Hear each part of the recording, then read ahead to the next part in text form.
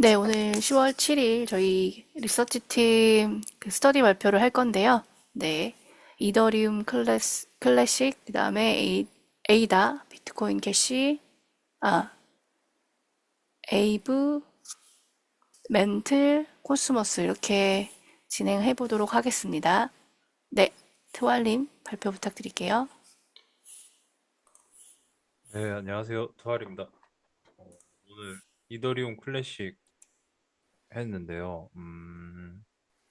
요번에는 좀 이제, 뉴스나 뭐, 찌라시나 이런 거 빼고, 일단 개요, 그 다음 기능, 그 다음에 기술에 관한 거 좀 서술해 보았습니다. 한번 보시면, 어, 지금 일단 개요를 보고 계시는데, 발행량, 유통량 고정된 상태입니다. 더 늘어나지도 않고, 하드포크를 한 상태이기 때문에 음, 이제 더 이상 생산되지 않습니다. 그 얘기는 좀 이따가 말씀드릴 거고, 지금 이 지금 이 가격은 보시지 마시고요. 그냥 이 특징과 그다음에 버전, 상장 거래소 뭐 이렇게 보시면 되는데 대부분의 거래소에는 없지 않다. 이건 2022년 3월 22일 기준이니까 그냥 참고만 하시라는 걸로 제가 보여드린 겁니다. 위에 한번 봐주시겠습니까? 먼저 맨 위에 보시면 맨 이거를 여셔야 됩니다. 네. 너무 이거 해놔가지고 먼저 이더리움 클래식이죠. 이더리움 클래식 오픈 소스고요. 탈중앙화된 블록체인 및 컴퓨팅 플랫폼을 갖춘 스마트 계약 기능입니다. 예, 그렇고요. 이게 튜링 완전 가상 머신을 제공한다고 합니다. 그래서 이제 네트워크 노드를 통해서 스크립트를 생성하고 그다음에 클래식 이더라는 가치가 있는 토큰을 제공하는데 이 토큰을 은 개인 간 양도가 되거나 가상화폐 지갑에 보관할 수 있다. 이게 이제 이더리움 클래식입니다, 사실. 클래식 이더라는 게 아니고 이걸 이제 반대로 해서 저희 그 미국 저거 뭐야 이름 바뀐 것처럼 이더리움 클래식을 주는 겁니다. 이거는 나중에 한번 설명드릴 거고요. 이더리움 플랫폼이 이더리움 클래식이랑 이더리움이 있습니다. 원래는 하나였는데 이게 이더리움이라는 식으로 불렸었는데 이게 하드포크 이후에 이제 두 개로 나눠졌습니다. 이게 왜냐면 그 2015년도에 이게 일종의 그 좀 얘기가 있었다고요. 이제 뭐 해킹 이슈도 좀 있었고 이제 가격적인 이슈도 있었고 서로에 간에 이더리움 이제 개발진의 의견이 달랐던 거죠. 쉽게 말하자면. 그래서 두 개를 나누게 됐습니다. 그래서 이더리움 같은 경우에는 이제 무한적으로 증시 가능한 이더리움이 됐고, 이더리움 클래식은 이제 비트코인처럼 채굴이 가능한 코인이 됐습니다. 그래서 이제 그 하드포크를 진행했기 때문에 이더리움 클래식이 이전에 이제 상승 빔이 나올 수 있지 않았나. 그리고 이더리움 기반을 한 이제 이더리움 클래식이니까 한마디로 말해서 이제 형제라 보면 됩니다. 그래서 뭐 투자금도 굉장히 많이 받았고 밀어준 회사도 굉장히 많았기 때문에 그때 또 알트가 많이 없었으니까요. 그래서 굉장히 파급적이었다라는 얘기입니다. 그래서 일단 뭐 기본적인 개요는 한번 쭉 보시면 되시고 주요 용어 및 개념 설명해 드리겠습니다. 좀 예, 그거를 한번 눌러주세요. 네, 자, 다음엔 이걸로 안 할게요. 저는 이거 다 열어놨는데, 이더리움 클래식에 앞서 말씀드린 것처럼, 이제 비트코인처럼 이것도 이더리움이 체결을 하는 겁니다. 그러니까 채굴을 하는 겁니다. 이제 비트코인처럼 이제 해시 값을 풀어서, 이제 코드를 풀어가지고, 하나의 이더리움을 찾아서 하는 겁니다. 찾아서 이제 그거를 이제 증명을 해내고 그 수많은 네트워크 상에 있는 것 중에서 이제 그 이더리움 클래식이라는 명제를 찾아서 하나를 이제 건지면 뭐 수천 분의 일, 뭐 수만 분의 일의 확률로 환산을 한 상태에서 이제 그걸 찾으면 되는 방식인데 이 그림을 한번 보시면 나카모토 컨센서스라고 있습니다. 이제 이게 하나의 방식인데 이제 이 쪼물쪼물하게 있는 이게 우리 사람입니다. 여기서 이제 사람이 이렇게 막 검색을 합니다. 막 이래 해가지고 쭉 넘깁니다. 이 위쪽으로 해서 더 네트워크 리시브 뭐뉴뭐 이렇게 갖고 있는데 트랜잭션을 일으키는 거죠. 그래서 이게 쭉 넘기면 이렇게 소프트 포크가 있습니다. 이제 분산화되어 있는 거죠. 분산화되어 있는 이더리움을 이제 여기에서 이제 암호를 푸는 겁니다. 얘 풀어서 이 푼 거를 이게 딱 이제 어 이거를 내가 풀었다 하면 이제 그거를 이제 다른 이제 네트워크 상에 있는 이제 기존의 이더리움 클래식을 갖고 있는 이더리움 클래식 사용자가 인정을 해주는 겁니다. 하나의 이제 뭐 이더리움 클래식 풀렸다. 뭐 이제 그런 이제 합리적인 방법을 통해서 이제 분산화돼 있는 합의, 그러니까 작업 증명이죠. 작업에 대한 증명을 받은 포크는 다시 이제 사용자에게 되돌림됩니다. 이걸 이제 나카모토 컨센서스라고 하는 방식이고요. 이게 이제 비트코인도 똑같이 하기 때문에 이거 뭐 세세한 거는 개발자 문서를 한번 보시는 걸 추천드리고. 자, 그다음에 이제 작업 증명 작동 방식인데 이거는 이제 앞서 설명드렸던 것처럼 이 그림 보시면 이 왼쪽 1번에서 이제 스탬프할 블록 데이터 해시죠. 해시값. 그러니까 내가 뭐 어느 날 언제 이 암호화를 진행을 해서 뭐시기 기술 해가지고 이제 찾으러 갑니다. 이제 내가 이제 이더리움 클래식을 찾겠다 해가지고 이거를 이제 해시를 겁니다. 이제 연산을 시작하죠. 두 번째. 해시를 시작해서 이 3번째 라지 넘버 스페이스라고 있습니다. 그러니까 이거를 이제 한마디로 우주 공간이라 보는 거죠. 그냥 우주 공간에서 이제 저희 은하가 있고 다른 은하도 있지 않습니까? 그러면은 이 한 은하, 저희 지구계를 한 은하라 봤을 때 그거를 이더리움 클래식으로 전체를 보는 겁니다. 근데 우주에는 이제 여러 행성들이 있고 뭐 소행성도 있고 운석도 있고 많을 거지 않습니까? 근데 그것도 전부 다 이더리움이라고 쳤을 때 그러면은 몇만 광년을 가야 되잖아요, 사실. 이제 저희가 행성을 이동하려고 하면 이제 그 정도의 넓이에서 이 해시 값에서 계속 추론을 하는 겁니다. 아, 이쪽에 있을 것 같다. 저쪽에 있을 것 같다. 이렇게 해서 이거를 이제 난이도가 점점 높아지고 이제 비트코인처럼 이게 반감기가 있는 겁니다. 그래서 이더리움 클래식 반감기가 있다. 그래서 이 일련의 과정들을 이용해서 이제 그 천문학적인 방법으로 해서 이더리움 클래식을 채굴을 합니다. 그러고 나서 이게 합당한 채굴이다. 이게 맞다. 거의 로또 맞을 확률이라 보는데, 그 이제 수조 번, 수백 번의 시도 끝에 이 범위에 도달을 하면 그 블록의 보상을 받을 자격이 생기는 겁니다. 그러면 이제 그거를 검증을 자체 이제 블록에서 검증을 받고 이 검증이 되면 이제 거래, 데이터, 해시. 정확하면 이제 네트워크는 채굴자의 계정에 보상금을 지급합니다. 이것 또한 이제 채굴자가 계정이 있어야 되고 그 계정을 해서 이제 하는 방식이 있어야 됩니다. 그 수진님 요거 이제 그 저거 눌러주시면 다 열립니다. 제가 이거 다 설명드렸습니다. 이거 필요하신 분은 요거 한번 쭉 읽어보시고 한번 찾아보시면 좋습니다. 그리고 이 작업 증명 기능이란 걸 한번 알려드려 보겠습니다. 지금 우리가 이게 되게 여러 가지 증명이 있습니다. 그러니까 이더리움 같은 경우에는 이전에 저번 주에 지분 증명이라는 걸 해요. 지분 증명이라는 걸 합니다.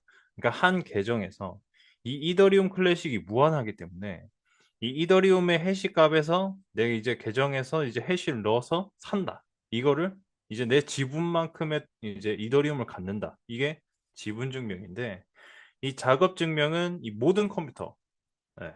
그러니까 이제 모든 거래 이런 거 다 하겠다. 다만 이제 모든 컴퓨터 간에 합의를 가능하게 한다. 이게 되게 설정이 모호합니다.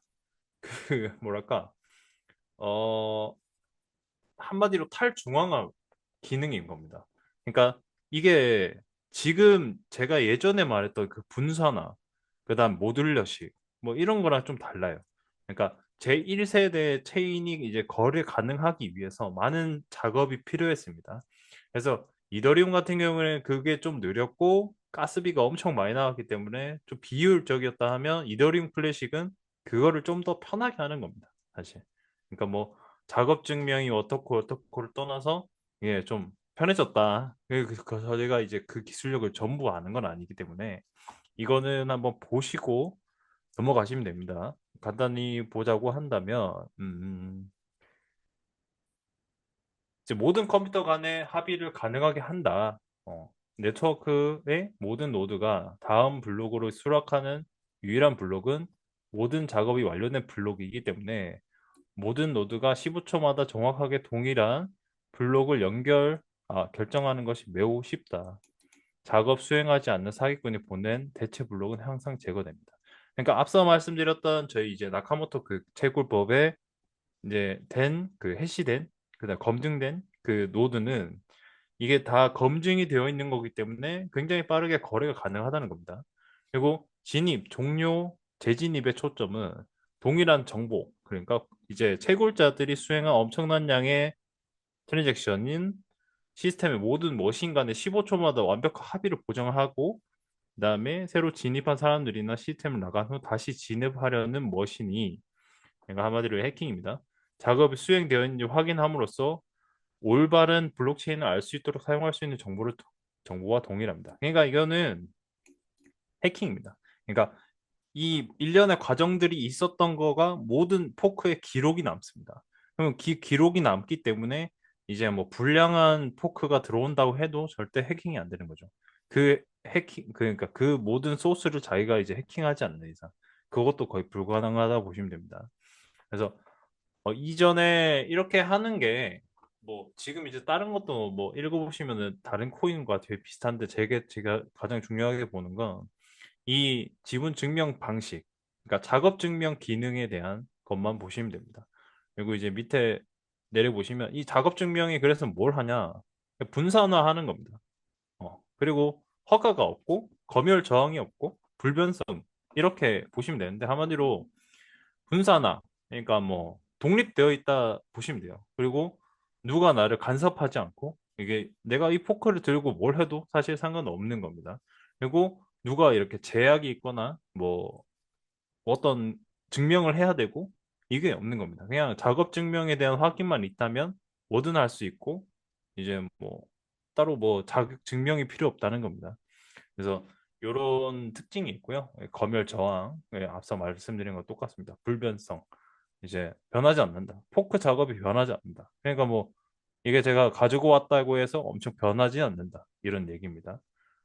그리고 이제 이더리움 클래식 기능입니다. 이거는 한번 보시면 좋은데 이제 스마트 계약, D앱 생성하는 겁니다. 탈중앙화를 기본으로 한 작업 증명 시스템이기 때문에 어, 이더리움 클래식을 들고 그 기반의 네트워크를 가지고 이더리움이랑 연동돼 있다고 보시면 돼요. 증명만 다를 뿐이지 하는 거는 이더리움이랑 똑같은 겁니다. 그래서 뭐 스마트 계약, 뭐 D앱 생성, 웹3, 탈중화, 금융, 그다음 토크나 공급망, 추적 가능성, 뭐 탈중화 게임 자산 이거는 다 이제 제가 입력해 놨지만 다 똑같은 겁니다. 뭐 NFT 만들고 DM 만들고 웹3 기반의 이제 뭐 네트워크 생태계를 넓혀가고 거기 이제 개발자들이 들어와서 다양한 자산, 뭐 금융 거래, 앞서 말씀드렸던 그 웹3 세상에 기반이 되는 작업을 할 수 있는 플랫폼이라고 보시면 됩니다. 크게 봤을 때. 그래서 지금 마지막으로 이제 크립토 시넷의 가치인데 이게 되게 모호한 게 이더리움 클래식 같은 경우에 오래됐습니다. 네, 오래됐고 2015년, 17년 이 정도에 굉장한 하드포크가 일어났고 물론 이더리움이 지금 업데이트를 계속하고 있지만 이더리움 클래식도 그거에 따른 이제 피드백이 자꾸 가고 있다고 알고 있습니다.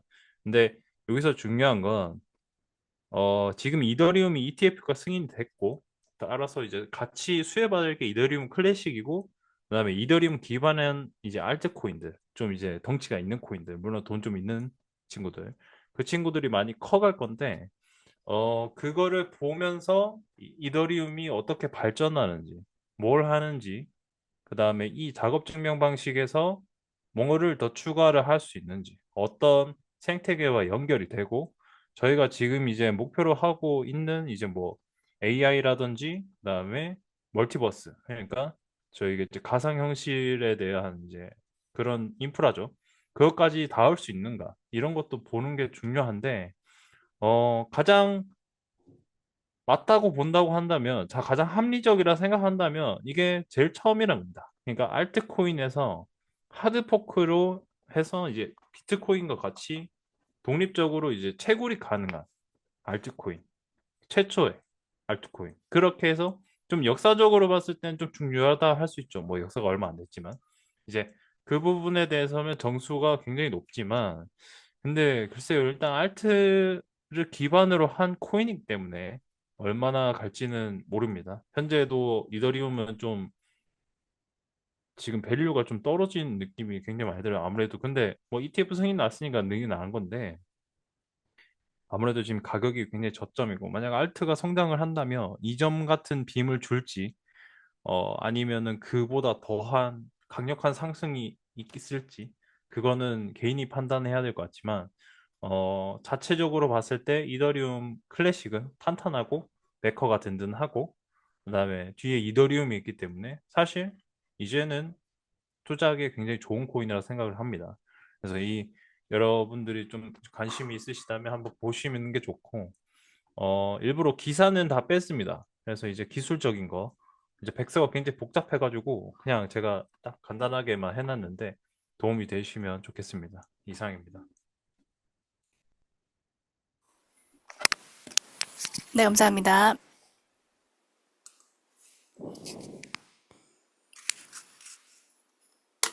네, 푸름님 발표 부탁드릴게요.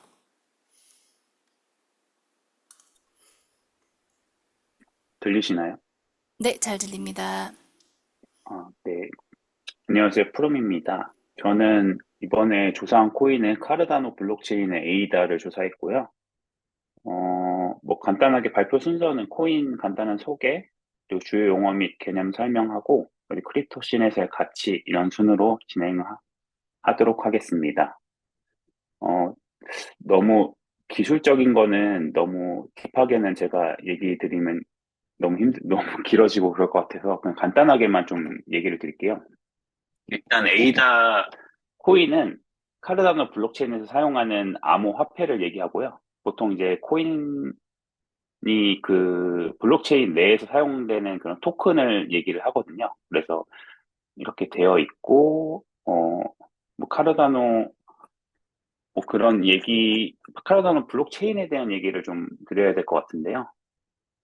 카르다노는 그 탈중앙화 애플리케이션 디앱 플랫폼이고, 증명 방식은 이제 지문 증명 방식이고, 3세대 블록체인이라고 하는데, 1세대는 다들 아시다시피 블록체인 비트코인일 거고요. 2세대는, 이더리움, 그리고 3세대로서는 이런 나머지 이런 코인들을 얘기를 보통 하더라고요.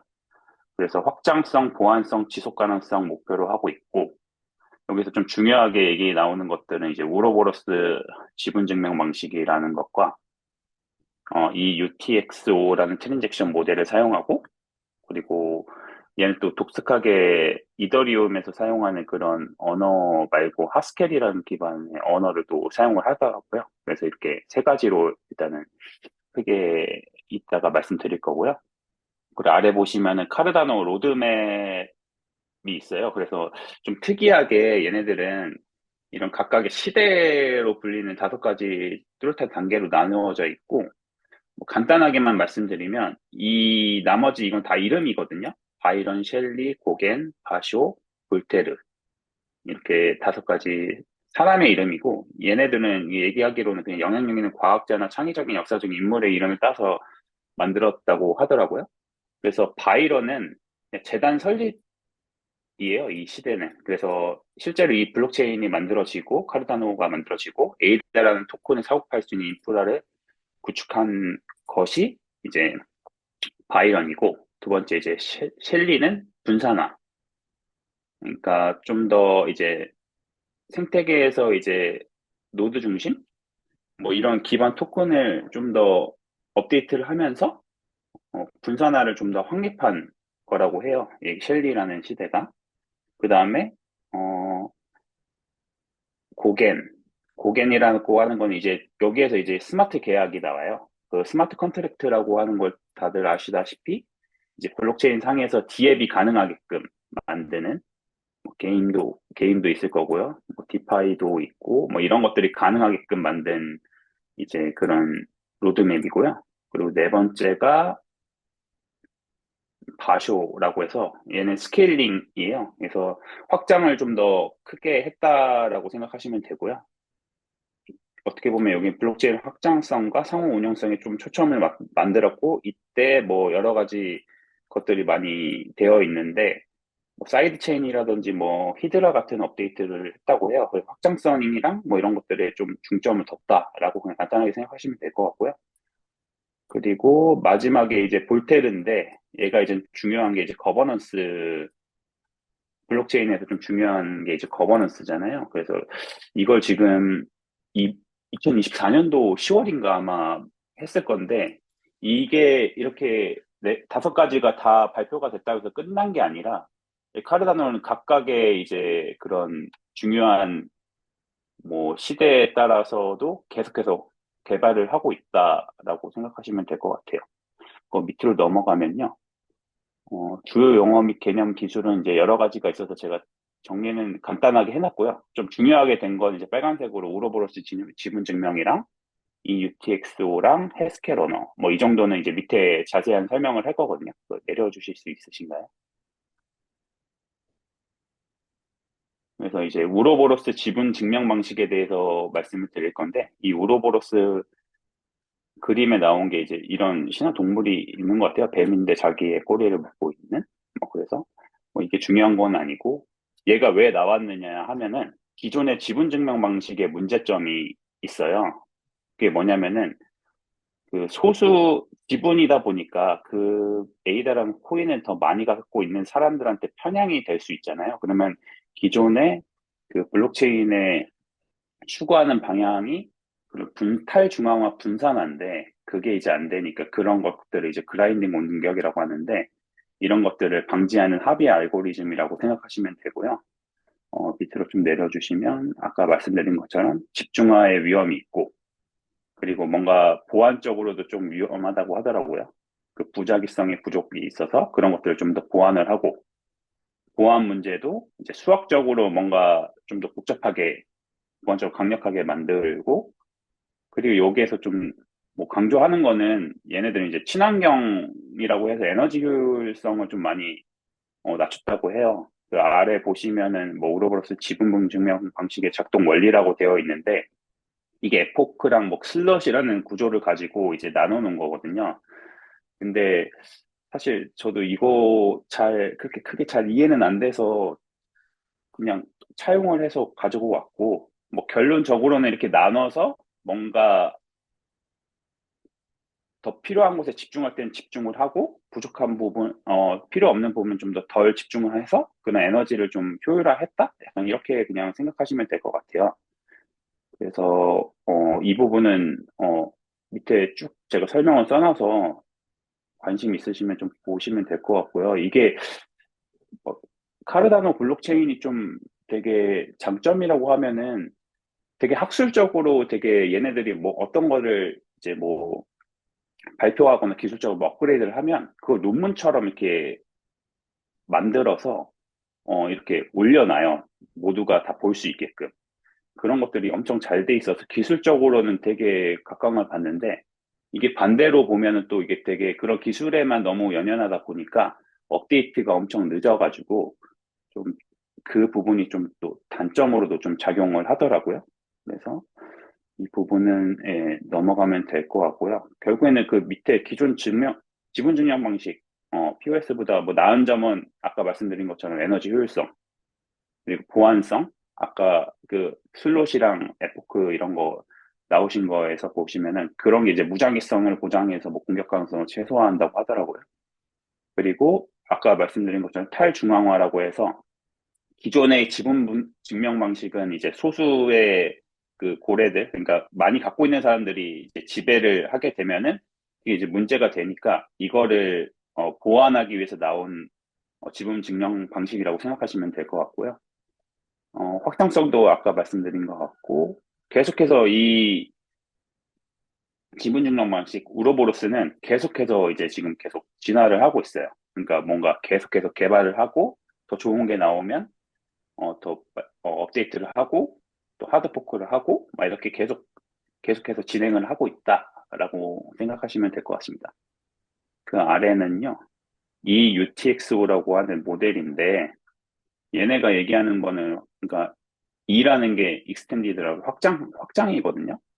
그러니까 원래 기존 트랜잭션 이게 단일인데 뭐 듣기로는 뭐 확장을 해서 뭔가 상태 저장도 하고 스마트 계약도 지원하고 병렬 처리도 하고 뭐 이런 여러 가지 모델들을 넣어서 확장했다고 하더라고요. 그래서 복잡한 이런 비트코인의 그 모델을 확장해서 복잡한 스마트 계약을 지원하고 그리고 확장성이나 안정성을 유지하는 것이 특징이다. 뭐 이렇게 나와 있어요. 그래서 밑으로 내려보시면 이것도 그냥 간단하게 생각하면 병렬 처리해서 좀 더 빠르게 하고 스마트 계약을 집어넣어서 뭐 좀 더 블록체인이 갖지 못하는 그런 것들을 좀 더 충족을 시키고 뭐 이런 거라고 생각하시면 될 것 같고요. 뭐 이더리움도 어떻게 보면 스마트 계약이 있는데 얘는 또 어카운트 모델이라고 해서 얘는 각 지갑의 주소 뭐 그걸로 이제 계정 관리를 하는 걸로 알고 있어요. 그래서 뭐 이런 차이점에 대해서도 일단 다 써놨는데 이 부분도 그냥 뭐 이렇게 읽고 넘어가면 될 것 같아요. 근데 중요한 거는 어 블록체인의 UTXO라는 모델이 있는데 그거보다 뭔가 그거의 단점을 보완하는 모델로서 확장된 UTXO가 나왔고 얘는 스마트 계약을 지원하고 상태 저장을 하면서 병렬 처리를 통해서 뭔가 확장성과 빠른 트랜잭션을 주고 그다음에 어, 그렇게 준다라고 생각하시면 될 것 같습니다. 네, 그리고 넘어갈게요. 너무 길어질 것 같아서. 네, 주요 장점도 아까 다 말씀드렸던 거라서 넘어가고요. 뒤에 얘기 설명드릴 건데, 이건 로드가 안 됐네요.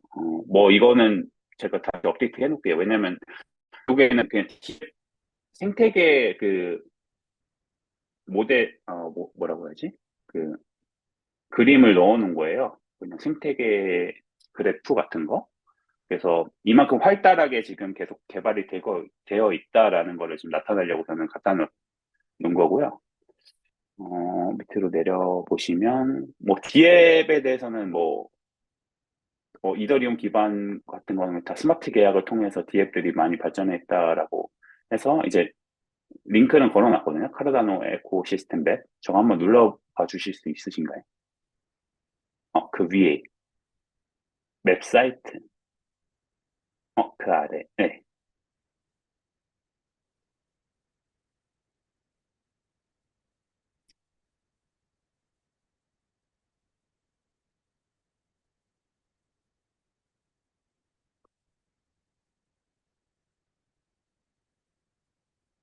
음, 요 사이트가 나왔는데 이거가요? 아니면 다른 이미지일까요? 그 밑에 보시면 그게 혹시 링크가 그건가요? 그 밑에 사이트 맵이라고 돼 있는 게? 네, 그거 한번 링크 눌러보실 수 있으신가요? 어, 뒤에 맵 사이트. 잠시만요. 링크가 안 열리나? 잠시만요. 네,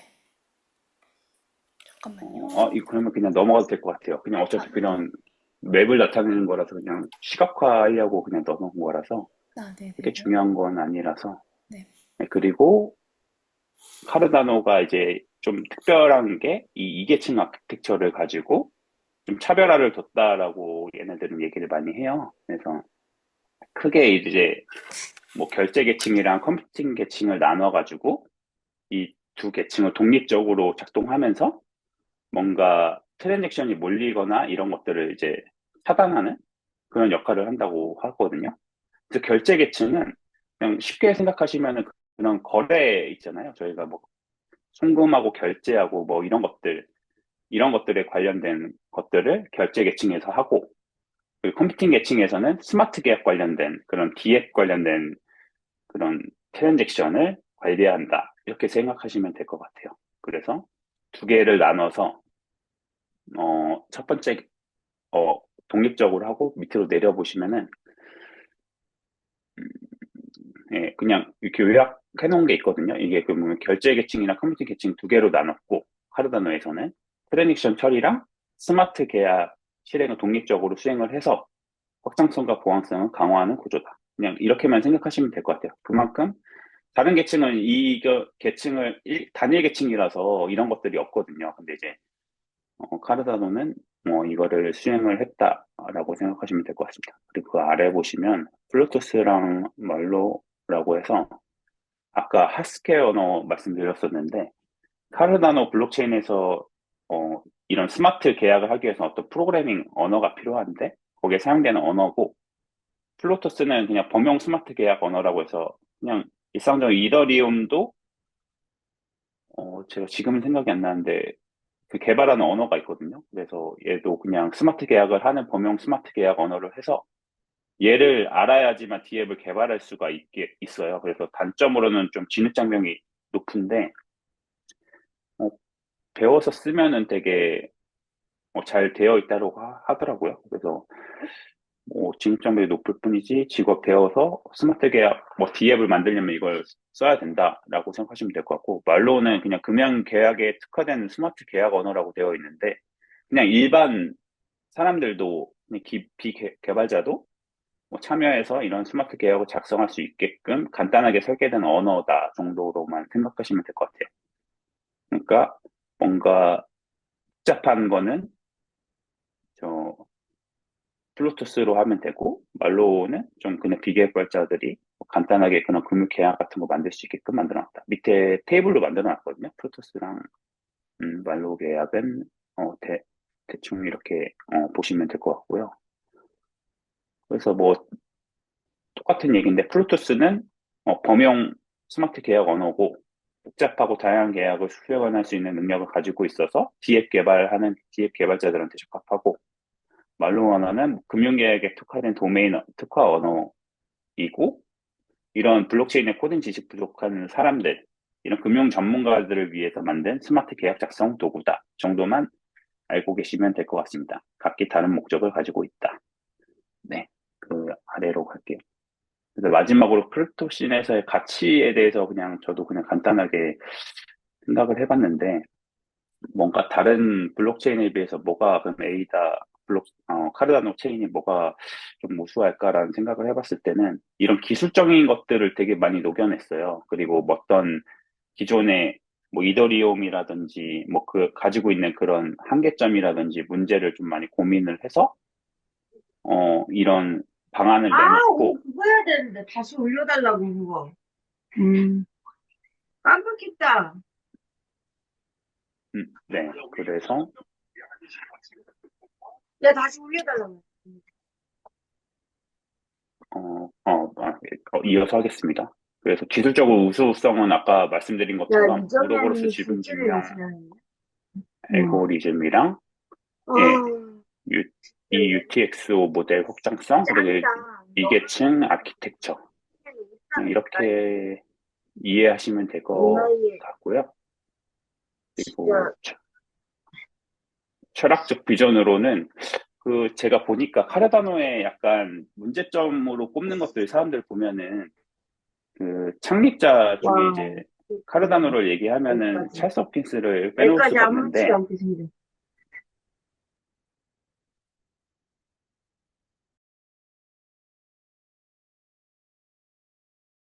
죄송해요. 푸른님 다시 마이크 켜주시면 될 것 같아요.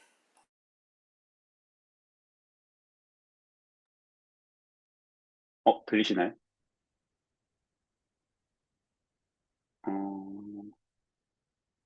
어, 네. 그래서 찰스 홉킨스 얘기를 하다 말았는데 되게 이 사람에 대한 평가가 되게 엇갈려서 뭔가 여기에 참여하는 에이다 참여하는 사람들은 그냥 좀 대중적으로 좀 많이 안 나섰으면 좋겠다라고 하는 반면에 찰스 홉킨스는 되게 유튜브로 되게 활발하게 정치 얘기도 하고 이런 여러 가지 이야기들 쓸데없는 얘기들도 되게 많이 하거든요. 그래서 뭐 그 사람에 대한 뭔가 되게 리스크가 있다고 얘기를 하는데, 결국엔 뭐 철학적 비전은 이런 과학적 접근이거든요. 그러니까 아까도 말씀드렸듯이 어떤 거 하나를 이렇게 개발하고 업데이트하는 것도 이걸 논문처럼 되게 정교하게 잘 만들어서 되게 상세하게 써놔서 그거를 또 그런 연구하는 학자들이 있어요. 그래서 그런 논문 기반으로 이제 이게 정말 완전한 건지 아닌 건지 그런 것들을 이제 서로 이제 토론하고 하면서 그런 논문을 만들어서 직접 공유를 퍼블릭하게 해서 발전을 해왔기 때문에 되게 신뢰성이 높다고 얘기할 수 있고요. 그만큼 시간이 오래 걸린 만큼 되게 장기적으로 안정성이랑 보안이 강화된다라고 생각하시면 될 것 같고, 그리고 이제 탈중앙화인데 아까도 말씀드린 것처럼 지분 증명 방식처럼 소수의 이게 좀 치우치지 않게끔 그런 노력을 많이 하고 있고, 그리고 이런 커뮤니티도 되게 중심성을 강화해서 그런 거버넌스 이런 것들 되게 중요하게 생각을 하더라고요. 그래서 철학적 비전 이렇게 넘어가면 될 것 같고요. 지속 가능한 개발 모델이라는 거는 아까도 말씀드린 것처럼 하나의 어떤 프로젝트 어떤 개발 단계 로드맵이 끝나도 그 로드맵에 대한 것들을 그냥 동결시키지 않고 따로 또 개발을 계속해요. 그래서 뭐 펀드도 계속해서 뭐 지속적으로 자금 같은 거를 그런 모아서 그런 개발하는 사람들한테 되게 장려도 하고 커뮤니티 참여도 독려를 하고 이렇게 하고 있고, 뭐 그것뿐만이 아니라 당연히 스테이킹 하는 사람들에 대한 인센티브도 되게 중요하잖아요. 결국에는 그 블록체인이 돌아가기 위해서는 그런 사람들이 필요한 거니까. 그래서 그런 것도 신경을 쓰고 있다라고 생각하시면 될 것 같고, 그리고 얘네가 업데이트를 하면서 크로스 체인을 이제 지원을 많이 하더라고요. 그래서 뭐 이더리움에서 할 수 있는 뭐 그런 가스비라든지 트랜잭션이 몰렸을 때 엄청나게 많이 높아지고 뭐 이런 것들이 문제점이 있는데, 카르다노 그냥 컨버터를 얘네가 그냥 이더리움 기반의 토큰 그냥 컨버터 통해서 너네들 그냥 옮겨올 수 있으니까 쉽게 옮겨올 수 있다 이렇게 해서 자산 이동 같은 거 쉽게 할 수 있고 우리 가스비도 낮고 사용성도 되게 좋아 이렇게 해서 그런 브릿지 역할을 하는 걸 그냥 쉽게 공개를 해서 옮겨갈 수 있게끔 또 했더라고요. 그래서 이런 것도 장점인 것 같고, 환경 지속 가능성은 아까 말씀드린 것처럼 에너지를 줄여서 탄소를 줄인다.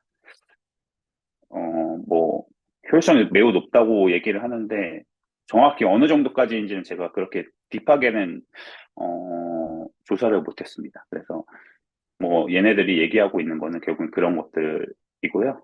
그리고 글로벌 금융 포용성 같은 경우는 얘네가 그런 어디지 선진국 이런 데보다는 아프리카나 이런 쪽에 좀 많이 투자를 하고 그런 정부랑 이게 협업을 해서 실제로 프로젝트를 진행을 하고 있더라고요. 그래서 저는 그런 것들이 되게 좋아 보였어요.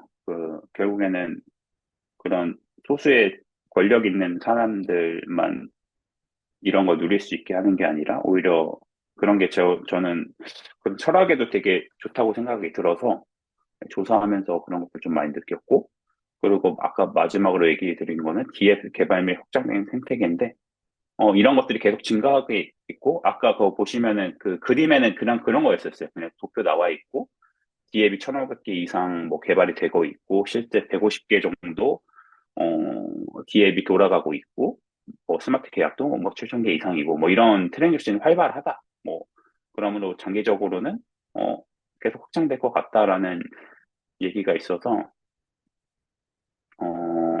어, 감사합니다. 이다리움 스마트, 솔리디티. 저 생각이 안 나는데, 동범님 감사합니다. 그래서 일곱 번째까지 얘기를 드렸고, 근데 결론은 기술적으로 일단 우수하고, 그만큼 지속 가능성이 있고, 이런 차별화된 가치를 가지고 있고, 되게 노력을 많이 한다. 그래서 장기적으로 좋아 보인다. 지금 가격도 처음에 비해서 많이, 떨어져 있는 것 같고, 저는, 앞으로 길게 봤을 때는 괜찮다고 개인적으로 생각이 들었습니다. 조사하면서. 그리고, 마지막에 이제 참고 자료 같은 건 제가 참고했던 거 좀 넣어놨어요. 그래서 관심 있으시면 한번 클릭해서 보시면 되게 잘 설명도 되어 있어서 뭐 보시는데 문제는 없을 것 같습니다. 좀 길었는데 발표 들어주셔서 감사하고요. 어, 좀 더 딥하게 공부를 못한 것들은 좀 죄송하게 생각합니다. 네, 이 발표를 마치도록 하겠습니다. 아닙니다. 충분히 굉장히 잘 정리해 주셨고, 에이다 되게 그런 지지자들이라고 해야 될까? 커뮤니티 감사합니다. 게 되게 강한 걸로 알고 있는데, 왜 그런지 좀 되게 이해할 수 있었던 것 같아요. 오늘 내용을 보니까. 네, 그렇게 생각해 주시면 감사합니다. 네, 감사합니다. 그리고 철학적인 이 제시를 했던 코인들은 별로 없었던 것 같은데, 되게 감사합니다. 잘 준비해 주셔서 감사하고, 질문 없으시면 다음 코인으로 넘어가겠습니다.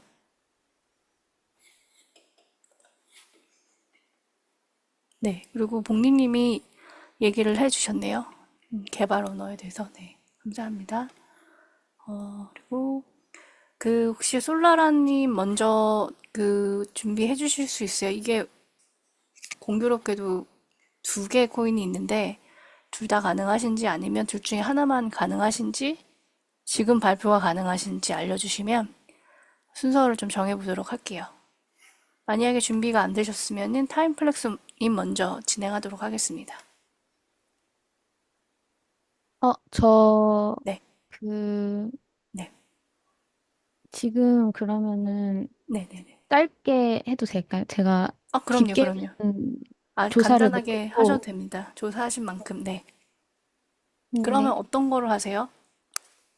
저 좀 다 간단하게 아, 해가지고, 네네네. 위에 있는 유니스왑도 좀 밀린 것도 그것도 적어놓긴 했거든요. 요거. 네, 그러면, 요거부터 할까요, 그러면? 네네. 아마 지금 간단해가지고, 세 개 다 네. 해도 얼마 안 걸릴 것 같아요. 네. 그러면은 제가 차례차례 열어드릴게요. 네. 네.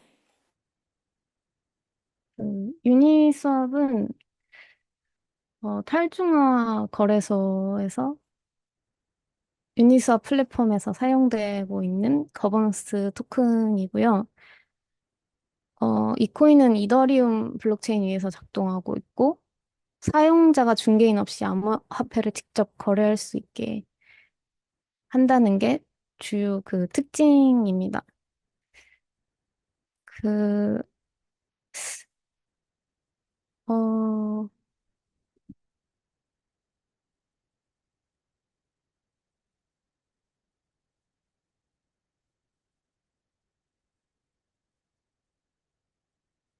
어, 잠시만요. 놓쳐가지고. 네. 그래서 그 주요 특징 중에 자동화된 시장 조성자라고 AMM이라고 하는데, 어,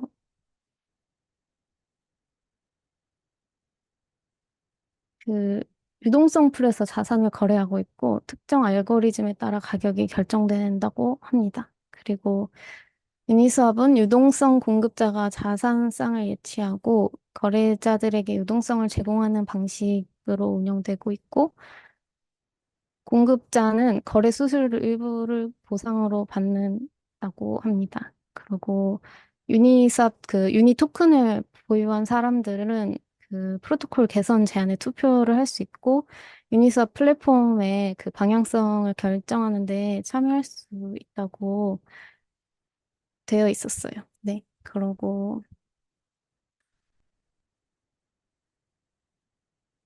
이게 어 크립토씬에서 가치는 아무래도 디파이의 대표적인 프로젝트니까 탈중화된 구조 덕분에 거래가 이제 투명하고 보안성이 높다는 점이 가치를 높게 사고 있고 누구나 접근할 수 있다는 점에서 유동성을 제공해 누구든지 수익을 얻을 수 있고 참여자가 늘어나면 이제 디파이 생태계의 이제 성장을 촉진하는 구조가 된다고 합니다. 그래서 이더리움 생태계와, 아까도 말했지만, 이더리움 생태계와 밀접하게 연관되어 있고,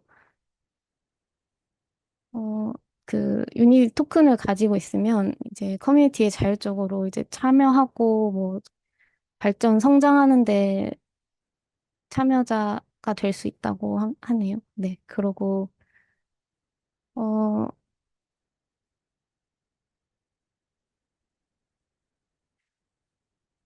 그래서 이제 디파이 쪽이 좀 화제가 된다면 유니스왑도 좀 투자할 만한 가치가 있어 보이는 코인 같고요.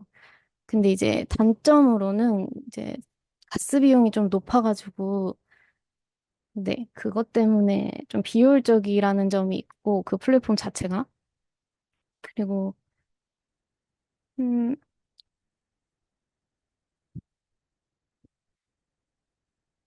네, 이거는 뭐 그 시장의 변동성에 따라 손실 겪을 수 있는 거는 네, 모든 코인이 그렇지만 얘도 마찬가지이고요. 그리고 지금 규제가 벗어나 있기는 한데 당국에서 근데 미래에 만약에 이게 규제가 들어오면은 디파이 시장이 좀 죽을 수도 있겠다. 그러면은 이제 유니스왑 토큰도 유니스왑 코인도 이제 영향을 받을 수 있겠다고 네, 그렇게 생각했습니다.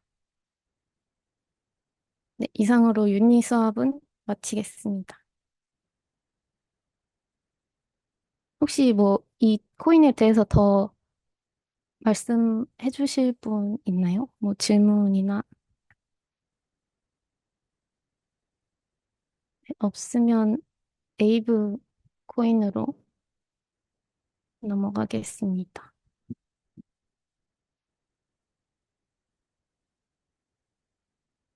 에이브도 탈중화 쪽 디파이 플랫폼인데, 이거는 이제 대출 코인으로 유명하죠. 그래가지고 얘도 이더리움 블록체인에서 운영되고 있고,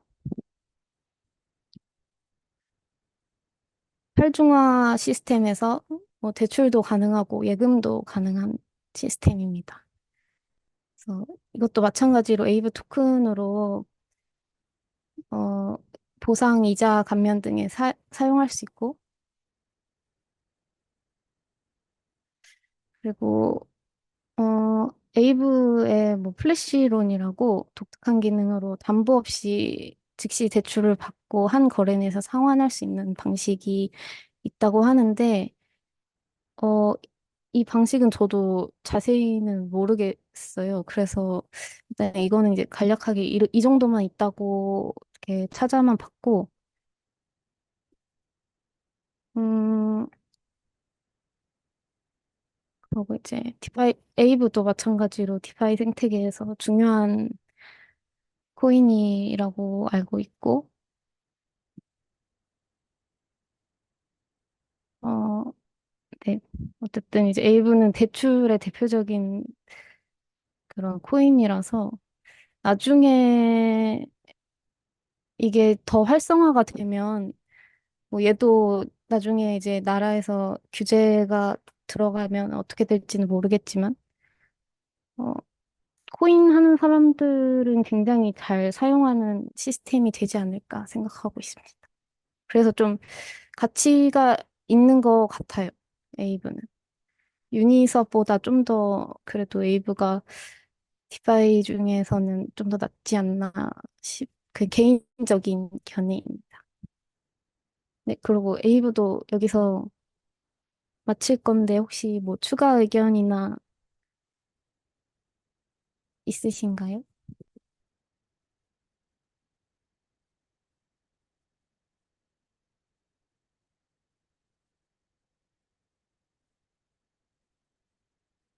없으면 이제 옵티미즘으로 어,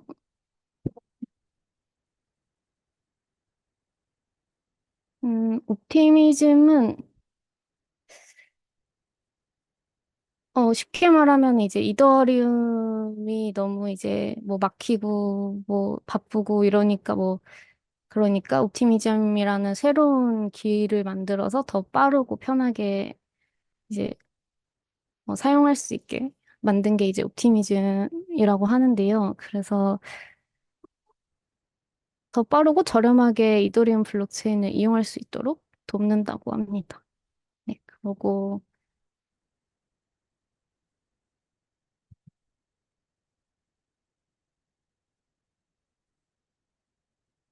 음, 옵티미즘은 이렇게 써오기는 했는데 뭔가 이제 저 잘 모르겠어가지고 일단 레이어 2라는 점하고 어, 뭐 이제 아까 말했듯이 이더리움 블록체인을 이제 빠르고 편하게 사용할 수 있다. 뭐 이런 정도의 정보만 일단 습득을 한 상태여서 거의 이제 지금 이 내용이 이제 그거를 풀어 쓴 거긴 하거든요. 그래서 어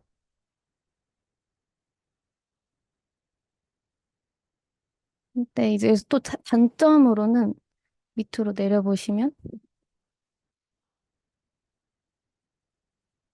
네, 그래서 단점으로는 이제 이더리움 위에서 작동하니까 이더리움 자체에 문제가 생기면 오티미즘에 오티미즘도 따라서 이제 영향을 받을 수 있다는 점이 가장 큰 단점이 아닌가 싶고,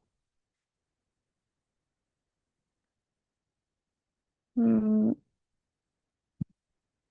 음, 비슷한 걸로 레이어 2에서 이제 아비트럼이 비슷한 거라고, 네, 알려져 있다고 하네요. 네. 그래, 네. 이 옵티미즘도 여기서 마치겠습니다. 근데 옵티미즘 제가 너무 설명이 특히 더 빈약해가지고, 혹시 더 추가로 아시는 분 있으면 설명해 주시면 좋을 것 같습니다.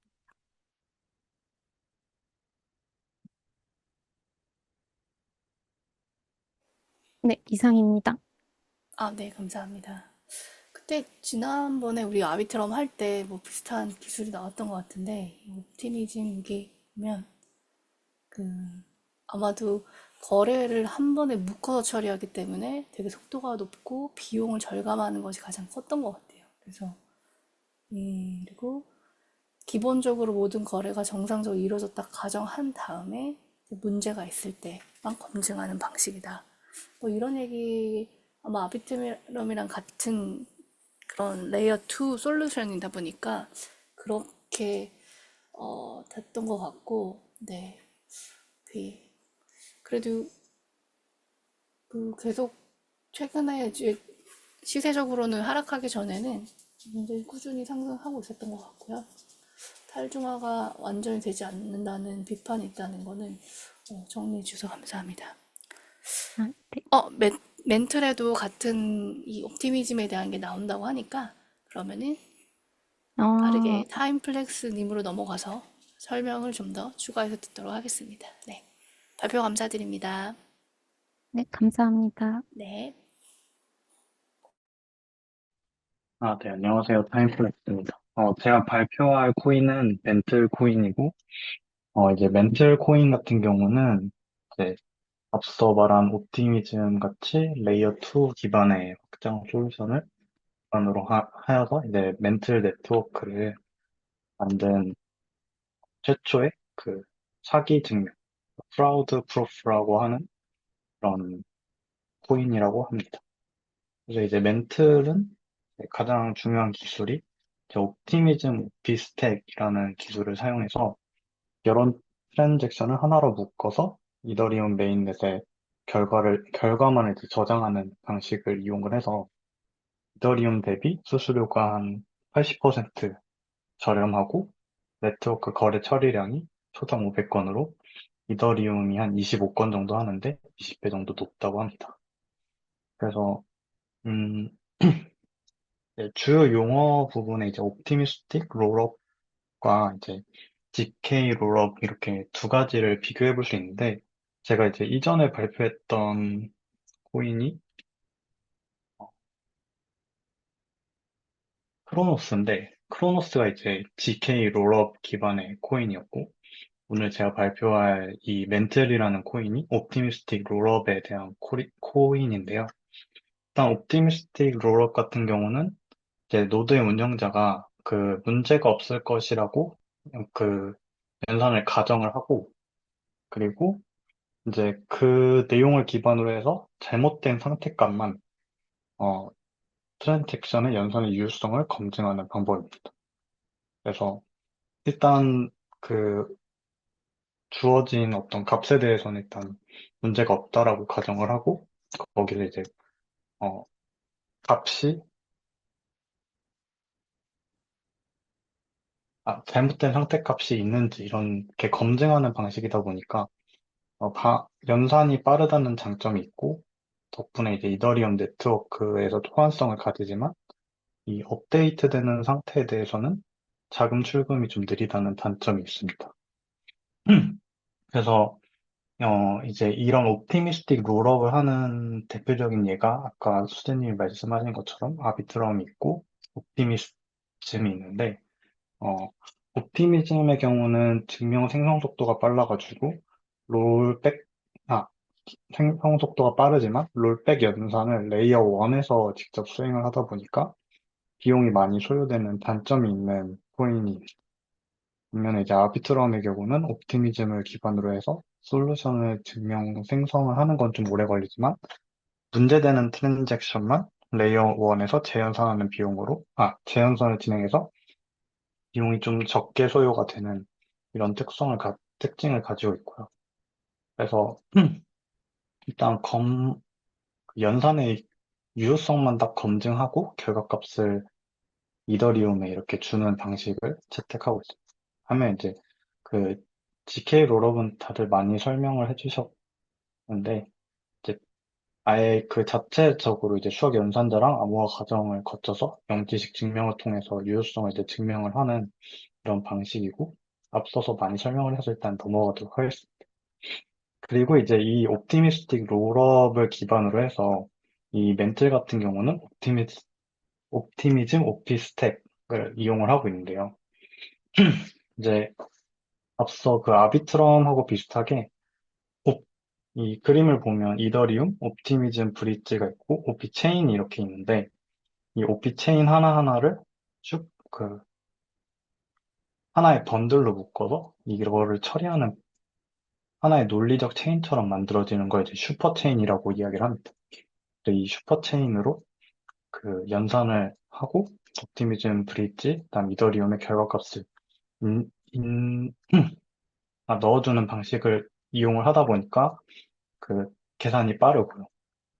뭐 이제 이 부분을 좀 더 스태킹해서 말하는 부분은 이제 거버넌스, 체인, 그다음에 레이어 1 이런 식으로 해서 결과값이 왔다 갔다 하는 이 모듈화 방식을 채택을 하고 있습니다.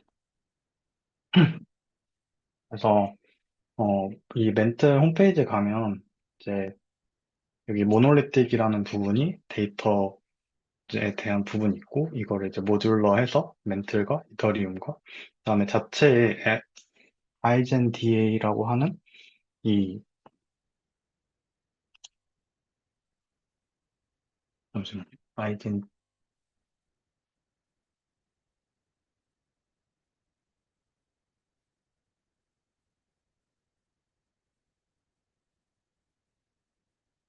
네, 아이젠 DA라는 이 기술이 있는데, 이게 어, 그 번들을 처리하는 방식의 하나의 데이터 어빌리티, 이거를 효율성에 대한 내용을 가지고 있습니다.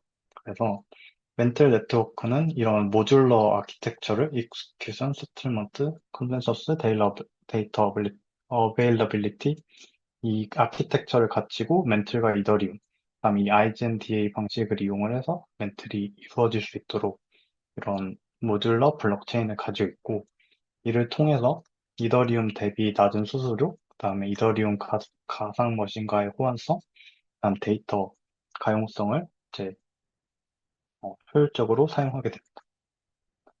멘틀 같은 경우는 이제 크립토신에서의 가치를 보면 이런 NFT 게임을 만들어서 사람들을 좀 모으는 작업을 했고, 이거는 한 작년 정도에 있었던 일이고, 지금은 좀 멘틀 리퀴드 스테이킹 프로토콜이라는 LSP를 이용을 해서 이더리움을 언스테이킹을 하면 1대1 비율로 이제 멘틀 이더리움을 받아서 이걸 다시 언스테이킹하고 이더리움을 전환 가능하게끔 해서 계속해서 어, 리브랜딩도 하고 이런 스테이킹 방식으로 이더리움을 주는 방식으로 좀 사람들을 계속 유입하고 있다고 합니다. 또 기술적 지표로 본 멘틀 코인 같은 경우는 현재 뭐 한 달 동안 0.56에서 0.66달러 사이로 계속 갇혀 있는 상태에서 이제 이 이평선 아래로 이렇게 내려가게 되면 0.56달러 지지선까지 내려갈 수 있고 반대로 이제 이평선을 돌파하게 되면 0.66달러까지 상승할 수 있으며 또 매수세가 우세하게 되면 0.90달러까지 이제 모멘텀을 얻을 수 있다. 약간 이런 관점에 대한 내용도 있더라고요. 근데 일단 멘틀 가격이 좀 저점 대비 한 10% 정도 상승하긴 했는데 뭐 지금 들어가긴 좀 높아 보이긴 하지만 그래도 멘틀 자체에 좀 가치는 좀 있다고 생각을 해서 좀 눈여겨보게 되었어요. 네, 이상 발표를 마치겠습니다. 네, 질문 있으시거나 또 의견 있으시면 남겨주셔서 감사하겠습니다. 네, 네, 발표 감사드리고요. 저희가 그래도 거의 다 했거든요. 네, 준비해 주셔서 감사하고 혹시 엘리퍼님 계시나요? 네, 안 계시면은 네, 저희가 9월 2일부터 10월까지니까 거의 한 달가량 준 메이저 코인 정보에 대해서 이제 스터디하고 발표하는 시간을 가졌는데 다들 어떠셨는지, 네, 소감이 어떠신지 궁금하네요. 그러니까 저는 이제 이거를 쭉 한번 해보니까 생태 코인들이 어떤 역할이나 그들이 이제 독자적으로 갖고 있는 무슨 언어라든지, 네, 이런 것들이 있구나라는 거. 그리고 이제 언제 개발해서 나왔냐는 이 시기별로 발전 그런 과정들을 좀 볼 수 있었던 것 같고, 그 생태계를 기반으로 뭐 레이어 1, 레이어 2 이렇게 계속 개발되는 코인들은 결국 그 생태계 코인이 가진 단점들을 보완하면서 특히 이제 처리 속도를 증명하는 방식, 이걸 얼마나 빠르게 효율적으로 많이 하느냐, 이런 기술들을 지금 계속해서 발전이 되고 있구나라는 생각이 들었고, 각 코인마다 되게 특징들이 좀 있어 보이기도 했고, 또 어떤 코인들은 확실한 비즈니스 모델이 있는 것도 보였고요. 그래서 뭐 깊게 모든 기술을 다 나열하거나 설명할 수는 없어도, 이 메이저, 준 메이저 코인이 될 만큼 많은 사람들의 지지와 지금의 어떤 그런 가치 평가를 받고 있는지에 대해서 좀 이해할 수 있었던 것 같습니다. 네, 모두들 수고해 주셔서 너무 감사하고요. 네, 맞아요. 네, 다들 기술 언어에 대해서 알게 됐고 도움을 많이 받으셨고 되게 생소해서 사실은 계속 그 파고 파도 잘 모르겠는 그런 용어들이 많지만 대략적인 개념에 대해서는 예, 저희가 좀 알게 된 것 같아서 네. 그리고 새롭게 보여지는 새로운 시각을 갖게 된 코인들도 있었던 것 같습니다. 네, 그동안 한 달 동안 고생하셨고요. 네, 오늘 발표는 여기까지 하도록 하겠습니다. 또 다른 의견 있으시면 말씀해 주셔도 좋고요. 없으시면 마무리할게요. 그 보시면 이게 네, 그 크게 말씀해 주세요. 네, 마이크 잘 안 들리십니까 혹시? 마이크가 원래 잠시만요. 그 자세히 보시면 아까 이 멘틀이나 이제 뭐 이더리움 클래식도 그렇고 이게 기존에 있던 코인들은 좀 협업을 많이 하려 그러고 이제 막 올라오는 거나 아니면 이 자체 이제 서버를 이제 증설하거나 아니면은 뭐 스택스처럼 이제 비트코인 레이어를 아예 넓혀가거나 이게 나카모토 스택스 그런 업데이트를 진행하는 걸 보니까 서로 살아남으려고 아득바득 협업하고 하는 게 많이 보였어요.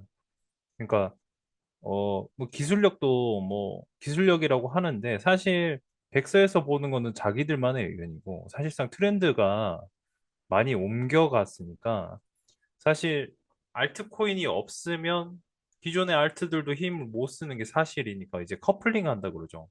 그래서 같이 엮여 있는 만큼 시너지를 내서 같이 올라가는 게 많지 않나. 가격적으로 봤을 때도. 뭐 마사라든지 뭐 아니면 기존에 있던 뭐 월드라든지 이제 갑자기 또 샘 알트먼 얘기 나오니까 또 같이 올라가는 걸 보면 지금 저희가 했던 것들과 협업하는 새로 나온 코인들이 좀 긍정적이지 않을까. 그런 생각이 많이 듭니다. XRP는 좀 논외로 둘게요. 네. XRP는 좀 논외로 두고, 이제 뭐 폴카닷, 그다음 뭐 아발란체, 솔라나도 요즘에 협업 엄청 많이 하고 있죠. 살아남으려고. 그러니까 이제 아예 생태계를 넓혀가는 수순으로 가는 게 아닐까. 이제 자기들만의 에리어는 이제 충분하다. 거의 100위권에 있는 애들은 거의 충분하니까 좀 많이 넓혀가려고 하는 분위기가 아닌가라는 생각이 많이 듭니다. 저는. 네. 이상입니다. 여러분. 고생 많으셨습니다. 네, 의견 감사합니다. 또 의견 나눠주실 분 계실까요? 소감이나. 네, 없으면 오늘 여기까지 발표 마치도록 하겠습니다. 모두들 수고하셨습니다. 감사합니다. 감사합니다. 감사합니다.